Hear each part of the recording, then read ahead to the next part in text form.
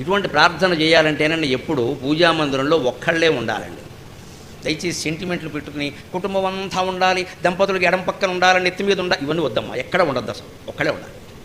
ఎడం పక్కన కూర్చున్నామా, కుడిపై, అవన్నీ సత్యనారాయణ వ్రతాల్లో గృహప్రవేశాలు. దైవ ప్రార్థన మనం పూజామందిరంలో చేసుకుంటే దంపతులు కూర్చొని చేయవలసిన అవసరం ఏమీ లేదు. లేకపోతేనే మంచిది, పక్కన సుఖంగా సాగుతుంది. ఆడవాళ్ళు ముఖ్యంగా పూజామందిరంలో పూజ చేసుకోవాలంటే ఇంట్లో ఉండే ఆడవాళ్ళు అదృష్టవంతులమ్మా. మొగుడు పిల్లలు వెళ్ళిపోయాక తలుపేసేసి కాలింగ్ బెల్ కోసం వైర్ కట్ చేసి చేసుకోండి శుభ్రంగా. 24 గంటల్లో అమ్మవారు కనపడుతుంది, అంత అదృష్టవంతులు. అప్పుడు మనం ఏం చేస్తామంటే చేయడం మానేసి 9ంటికి ఫోన్ ఆన్ చేస్తాం. బాగున్నావా, ఏముండావు, నా తలకాయ ఉండరు. ఇక్కడ ఏకాంతం దొరకడం ఎంత అదృష్టం అండి. కోరుకుంటే దొరుకుతుందండి ఏకాంతం. ఏకాంతం భరించలేకపోవడం ఒక వ్యాధి. ఏకాంతం వ్యాధి కాదమ్మా, ఏకాంతం భరించలేకపోవడం వ్యాధి. అంటే ఒంటరితనంతో బాధపడుతున్నాం, ఒంటరితనంతో సుఖపడాలి, బాధపడవేటి అంటే మన మనస్సుకి ఎప్పుడు ఏం కావాలంటే 10 మంది కూర్చుని డమడమా పొగుడుకుంటూ తిట్టుకుంటూ ఈ ఇద్దరిని తప్ప మిగిలిన ప్రపంచం అంతా తిట్టుకుంటారు. అందులో ఇద్దరు వెళ్ళిపోయి ఇంకోటి వస్తే మళ్ళీ వాడిని కలిపి వీడిని తిడతాడు వెళ్ళిపోయిన వాడిని. సరిగ్గా మనం చేసేస్తున్న భాగవతం ఇది. దీనికి ఎందుకంటే కాలక్షేపం ఎక్కడ, ఎవరూ లేరు, తోచడం లేదు. ఎవరూ లేకపోవడమే గొప్ప విషయం అమ్మా. ఎందుకు తోచలేదు? మనలోకి మనం వెళ్ళలేం, మనలో ఉండే ఆత్మని మనం చూడలేం. ఎప్పుడూ నలుగురు ఉంటూ ఉండాలి, డబ్బా కూర మాటలన్నీ మాట్లాడుతూ ఉండాలి. ఇక్కడ ఆ శమ్మ బోసమ్మ ఎవరి ఇంట్లో కబుర్లో మన దగ్గరికి పట్టుకొచ్చి చెప్పాలి. మరి మన ఇంట్లో కబుర్లు వాడు చెప్పుకుంటే మనకి మంట, మరి వాళ్ళ కబుర్లు మనం చెప్పుకున్నా వాళ్ళకేమంటాయి కదా.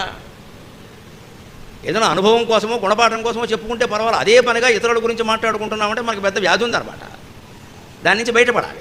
అందుకే ఇంట్లో ఎప్పుడైనా పూజామందిరంలో ఒక్కళ్ళు ఉండే అవకాశం, అంటే ఇంట్లోనే ఆడది కానీ మగవాడు కానీ ఒక్కళ్ళు ఉండే అవకాశం వచ్చిందంటే అది జీవితంలోనే గొప్ప యోగం అని భావించాలి.